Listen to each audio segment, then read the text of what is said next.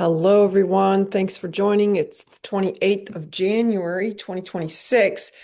Father, thank you for what you're doing in this community. Thank you for your love and God, just the ability to hit the target in prayer. We're asking for kind of not like a shotgun, where the bullets go everywhere, but maybe more like a precision laser beam, in the prayers that you have us to pray that are on your heart and that are consistent with what you are shifting and doing in this day. So thank you. Lead us, guide us. Hans helps with the Israel Virtual House of Prayer and is such a blessing in that area. So please give us an update today on what's going on there, and thank you. Hello, good morning, everyone. We are still contending for 37 more hours of prayer a week.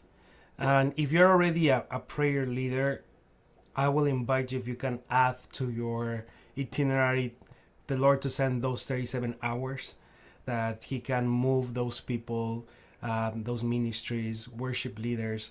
We really want to feel these 37 hours. We've been there. That's been like our challenge so far. We are getting closer, and then 3 or 4 people need to leave, and then we reset the timeline. So that 37 is like where we need to beat. So if you can be praying with us for those 37 hours that are remaining. The amazing news is we have 131 hours of people praying. So that's a miracle, and that's amazing. And if you know someone that wants to join as a prayer leader, I just put in the comments the link. And actually, I will just show you how easy the process is. So let me share my screen with you. So when you click on that link, it will lead you here. Okay? This is in English. If you know some Spanish speaking possible leaders, you can also invite them there. You just have to put your email. This will take me literally 1 minute. You put next, and then you're just going to help us with some information that we need to have communication with you if you need some help. And here you will see the sets that are still available. This form is so amazing because it automatically updates us with emails, and it automatically fills itself in the form. That way we don't have people doing the same set double time. So you just choose your set. You can do more than one set if you want, and then you click submit. That's simple. It takes just 5 minutes, and if you are interested or you know someone that could be interested, just send this link, and once they fill that, I will receive a notification, and I will be in contact with them personally. So thank you so Awesome. much, and thank you for everyone that is already praying. I know we have a lot of people. Mark, I know it's like a warrior, like he's contending with media. I love that because I have a media company, so that's close to my heart. So thank you guys. Yeah, that's so good. Thank you so much, Hans. And by the way, if you haven't yet, go on to Instagram. My tag is Bootsma Patricia, backwards there, last name first. But Hans and I have been working on some great, just short clip films, really petitioning people to stand with Israel, coming against anti-Semitism, scriptural references for why care, why stand. And anyways, you can get those out to wider. Um, we're gonna pitch to Luke Moon today, which is fantastic. I just want to mention something quickly that we want to make sure that we're praying about. Uh, who I work with, there's so much government connections with the government of America as well as the Knesset. And next week, Heather Johnson leaves for Israel, leading a congressional tour that is congressmen and women from the Congress as well as the Senate to be in Israel.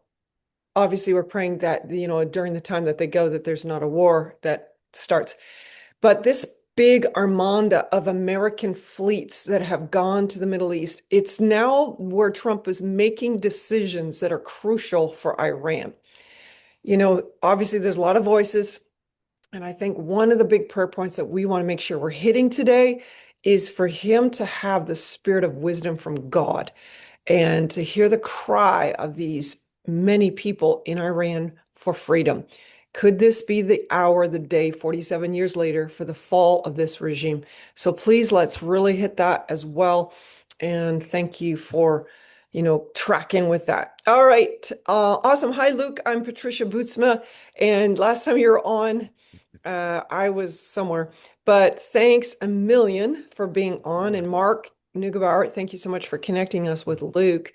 Luke, so excited to hear what you have to say. I know that God has so given you a heart. I know for evangelism, hallelujah. It's fantastic what God is doing. But could you also share your heart for the Jewish people, for Israel, this community? Pray daily on this platform. So over to you. Thanks. Well, thank you all very much for having me again. I think last time I was with you, I was talking to you about all that was happening with Gen Z. Wanted to give you an update on our Generation Zion initiative. That is our Gen Z outreach. Obviously, I'm not Gen Z, but we got a bunch that are. We got a whole crew. We went to Turning Point USA every year has a thing called AmFest, which is America Fest. It's in Phoenix, Arizona. And typically, you know, this year they had over 30,000 people, the majority of whom, probably 70, maybe 75% of whom were Gen Z. We expected there's a really nasty guy who needs to be delivered named Nick Fuentes. Nick Fuentes is he is kind of leading a movement of an anti-Israel Gen Z movement, if you will. They call themselves the Groypers. And after the election in November, where the Virginia and New Jersey were both went to the Democrats, uh, and there was attempts by Republicans to take both of those states governorships. There was a Nick went on the day after, and on his show he said, "MAGA lost. They got crushed by the blue wave. Um, the Groypers are ascendant. We're going to be at every primary, every town hall, every debate. We're going to be everywhere. We're ascendant. We're going to take charge. We're going to lead." And when Charlie Kirk was around, him and Nick were very much rivals.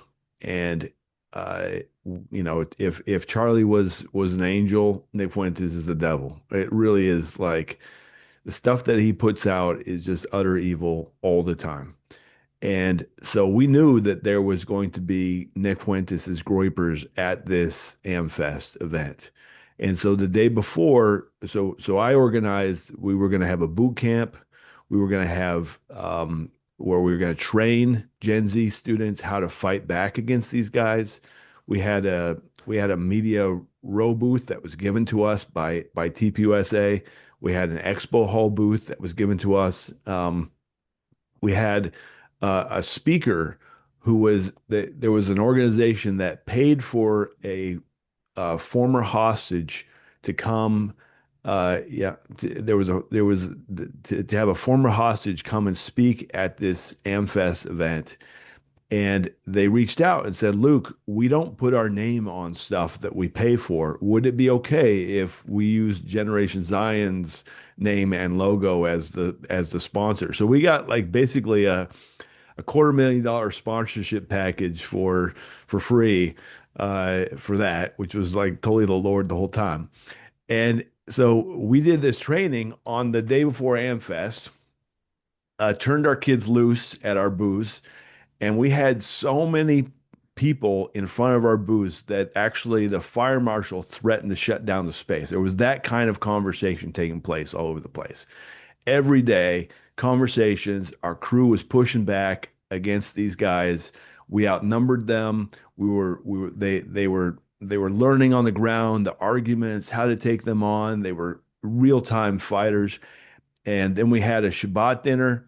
We had over 300 people show up at the Shabbat dinner. There was 5 organizations, all were planning to do an independent Shabbat dinner. I got them all to do one together, so I corralled them all, which is a miracle itself also. And we even invited some of these Groyper kids to come to our Shabbat dinner, and 3 of them did show up. And they came and they sat at a table. Our crew went and got around them. and we're sitting at the table, engaging them, just a very friendly stuff. And afterwards, when they left, they recorded a video of going to the Shabbat dinner. And one of the things that they said was, it was like they were so nice to us. They couldn't figure out why everybody was so nice to them. It was like because we were trying to win them over. It was why. And so we I don't think we won them, but we certainly showed that we were not the same as them, right? And so I asked the kids afterwards, after Amfest was over, it was Sunday, everybody was packing up, everybody's leaving. I asked them, did we win? Us versus the Groypers, the Zionists versus the Groypers, who won? And every one of them said we won. Every one of them. And not only that, they're all so excited and like, Luke, when's the next thing we're going to? When's the next thing we're confronting? And so we have a huge plan. Um, every time there is going to be every time there is going to be a big event this year, because it's the midterms, and these places are going to be hot with, the Israel conversation is a major talking point on the political in politics right now. And what our goal is for this year is every time the anti-Israel guys are there, we're going to show up and outnumber them 3-1. Okay, so if there's a debate in Florida for the gubernatorial race, we're going to make sure we'll have 100 Zionist Gen Z kids who are there to show that we're the majority. There was a poll that was done at Amfest of the participants and asked them, uh, i- is Israel our greatest ally? Is Israel an ally like every other ally, or is Israel the worst ally? Only 13% said Israel is the worst ally. Okay. When MAGA was asked about Trump's engagement with Maduro, about the capture of Maduro, 12% of MAGA said they didn't support that. When Trump bombed Iran back last year, MAGA was also asked, "Do you support Trump in his attack on Iran?" Again, 12%. So it seems to me that what we have here is a very noisy 12, maybe 13% who are against us. And then there's a bunch of people kind of in the middle, but we are the majority. This group here is the majority. We represent the majority of Americans' orientation towards Israel, towards what is God is doing in the world through Israel. The fact that, to your point about, the potential for Iran to be freed from this demonic ideology that is being promoted by the Ayatollah is like, it will completely change the Middle East. If you take away Iran, not only does Iran is a kingpin not only for anti-Israel stuff, but anti-America stuff too, because China does not have oil on its own. It requires oil from its major suppliers were Russia, Iran, and Venezuela. One of those has been taken off the table. Iran gets taken off the table, and suddenly the world's a safer place. Taiwan doesn't get taken over. We don't run into the problems that we have in the straits around Singapore. It actually has global implications. And so to me, having this Iran situation taken care of is absolutely strategic. It undermines the Houthis, it undermines Hezbollah, it undermines Hamas. Yesterday, Hezbollah said that if the U.S. attacks Iran, then Hezbollah will launch attacks on Israel. Today, they walked that back, actually. They said they're not going to do it anymore, mostly because the Christian leaders in Lebanon said, if you do, we are going to come at you with the full force of the Lebanese army. And so that kind of straightened them out. Like this is the kind of stuff, these global political issues are all spinning about. I think I mentioned last time I was with you that, the Israel issue is taking is really still shaping out to be a major issue going into the midterms. My I think I brought up to you the challenge that we have with people like Tucker Carlson and Candace Owen. And here's my where I'd like us to like really focus our prayers is that it's groups like this are gonna take that on, and the way that you're gonna take it on is that every time, around the world, um, people are going to be are every member who's running for office is going to be asked, what do you think about Tucker Carlson, and what do you think about Nick Fuentes? And it's an opportunity for them to actually throw Tucker and Nick under the bus. And if they do, we're talking about thousands of people all over the country beginning to wake up to the fact that these are not good people, that they don't, that they're leading America down a dangerous path. America turns on Israel, and Israel's going to be. I've read to the end of the book. Israel's at the end of the book, right? America, America could, Americans could be at the end of the book too, but as long as we hold our support for Israel, and I'm of the mind that we have a real opportunity to see the actual shift in this first quarter of this year as people begin to wake up to the nasty things that Tucker and Nick and Candace Owens are saying about Israel and Jews, and use that as an opportunity to change their direction.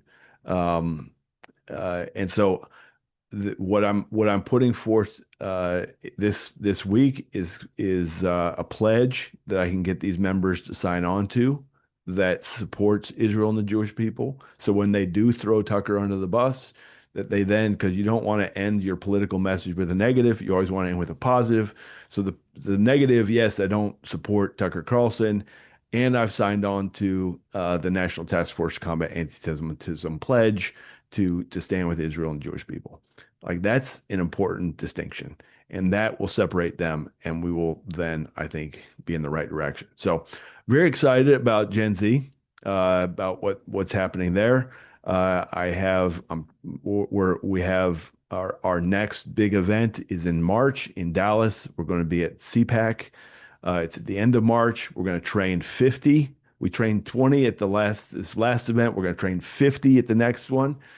Turn them loose at our on the floor of CPAC, and watch them show that um, the majority of Americans stand with Israel and the Jewish people. That's the big goal. So I don't know if that's Mark, all that you wanted me to share. Yeah. That's But fantastic. Can I ask this question? yeah. It was good to see the full page ad put out by Kanye West in repentance, the New York Times. Um, Hmm. just thoughts, like obviously, I guess the answer would be demonic, but it does seem mysterious that there is such a resurgence of Hitler. It's almost like his name is being tossed out so much, even as people are calling, Trump Hitler. I don't know, just a thought on that, because if I look at it, I look at one of the problems in Israel is disunity. That's what happened before October 7th. There was an inroad for Hamas to capitalize on almost like civil war disunity within the Yeah. nation prior to October 7th. So then it feels to me like what's trying to come into the Republican Party, known for standing for Israel and the Jewish people, is getting disunity within its ranks. So yeah, just Mhm. some thoughts. It's like it's just mysterious. Yeah, well, I don't think it's not mysterious because I think I think one of the things that I said last time I was on was that there is a revival taking place among Gen Z, and Yes. Israel is like what's the message offer being offered by all the people Yes. who is an anti-Israel message. So Israel is the wedge issue that is trying to undermine the revival that's taking place. And I mean, I was on a radio show yesterday, and yesterday was Holocaust Remembrance Day, and I said this last year, I mean, 2025 was the first time in my life I've ever had to defend that 6 million Jews were killed in the Right. Holocaust. Right. Okay, by normal people who are normal, like regular folks. I mean, obviously, there's always been the crazies, but the fact that I was like, uh, I and I said to the person who said, "Are you Luke? Are you sure there was 6 million people killed?" I was like, "What if it was five? What for? What, like, what's the magic number? Like, what? Why is that so important to you that it not be six?" Hmm. And to me, you have this. It is there is a demonic spirit because it's clearly to me that the fact that Israel is the wedge issue that is dividing and trying to undermine this revival is absolutely important. Like it really is clear that we're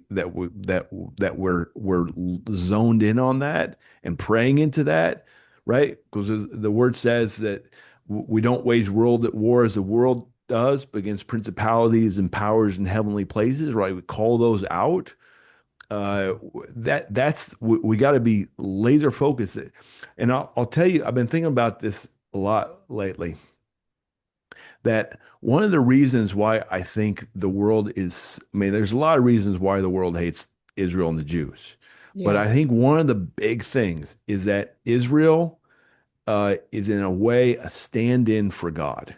Okay, it's not like I'm not equating the two, but what I'm saying is like I'll give you an example. Matt Gates. He's on Yeah. OAN, One American News, right?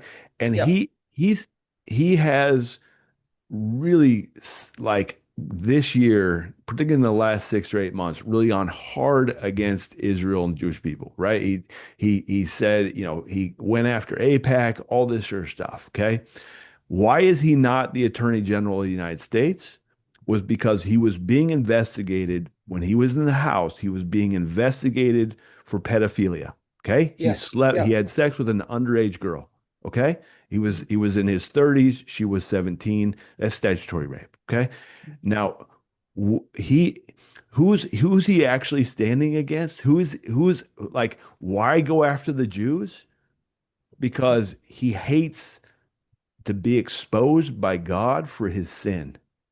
And Mm. who is he calling out? He's calling out the people who represent that Mhm. that is sin, that is an evil thing to do, that he should repent of his sin and he should turn from his ways, he should confess his sin and suffer the consequences of that. But instead, he does not do that. What instead he does, he says he blames the Jews and Israel. Why? Because he can say, oh, I didn't actually do that. It was the Jews that it was the Jews that made it all happen, right? Like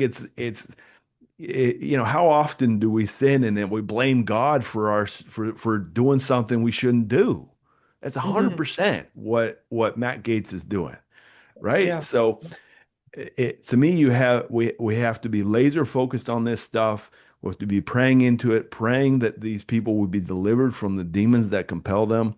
There's no, there's, it is like an unequivocal truth to me Hmm. that I've watched it over and over again. The verse that we use a lot, "Oh, bless those who bless you and curse those who curse you."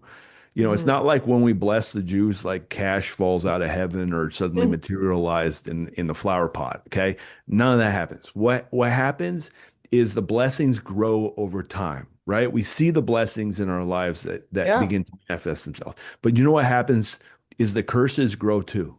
Okay? Mhm. You Mhm. like if you look at Candace, Tucker, all these guys 2 years ago, they were totally normal people, regular, just like Kanye was a great, I mean, his gospel album was absolutely incredible. Yeah, I agree. And then something triggered. He started to blame the Jews, started to attack the Jews, started to go after the Jews. And what like I have a bunch of like, liberal friends on Facebook, and it used to be that they would post the usual like wide-ranging progressive causes, LGBT and abortion and like they all these things. Like these guys are the only thing they focus on these days is Gaza, Palestinians, anti-Israel stuff. That's the only, it's like it's they've lost all Mhm. focus on like they've lost the breath and only singularly focused. Why? Because they started to dig in on it and it cursed and cursed and cursed and cursed and it grows and it grows and it grows and it takes over their minds. I mean, the fact that I mean, Candace had an episode last week where she said Charlie Kirk was a time traveler and his body is being frozen, waiting Mm, for him to be like when the time is right, he will be thawed out and he will be elected president. I mean, it's like that's the like it's unrational. It's not rational. That's not a mhm, rational conversation. That's not what a normal person would say. But what happened to Candace? The mhm. curses. It's like Nebuchadnezzar ended up eating grass for a while, like a cow, it says in Daniel, right? Like Mm. that's the progression that happens. And so to me, it's like, A, we gotta watch it. We'll go down that road. But B, we gotta make sure that we're praying for deliverance of these people, that they will come back. I mean, like Nebuchadnezzar did too. He Mm. ate grass for a while, but then he repented. And that's what we gotta pray for that happens with these because we're talking Candace is the number one podcaster in the world. Tucker Wow. Carlson is number two. Okay. Wow. Nick Fuentes is in the top 10. These are it's bad.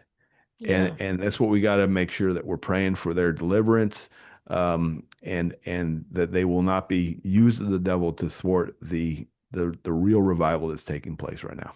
Yeah, absolutely. Thank you so much. Very, very well said, well put.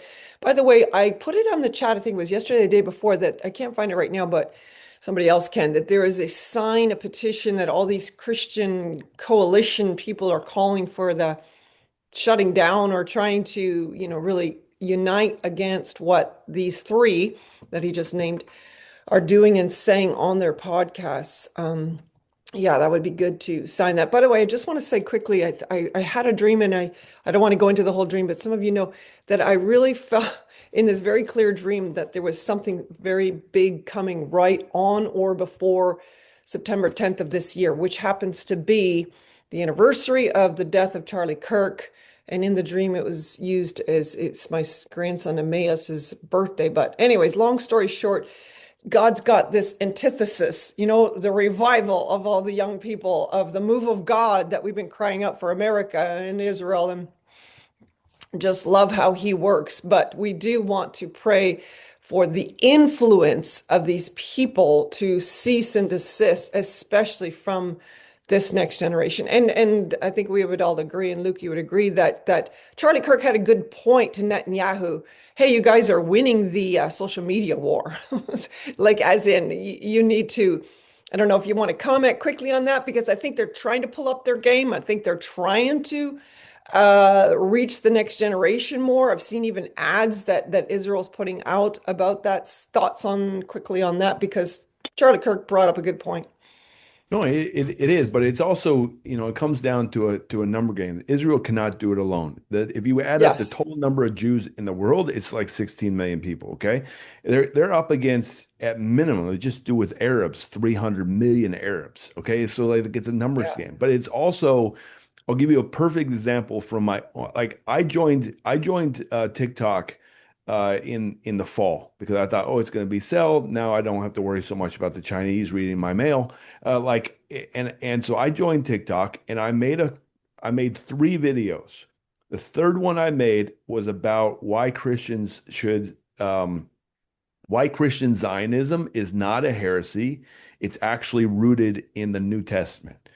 And uh, within 2 hours of me posting that video, it got taken down. and so did my other videos, Wow. right? Okay. So even like I didn't attack anybody. I didn't go at anybody. Well, I was saying Tucker Carlson was wrong, but I didn't like try and I wasn't.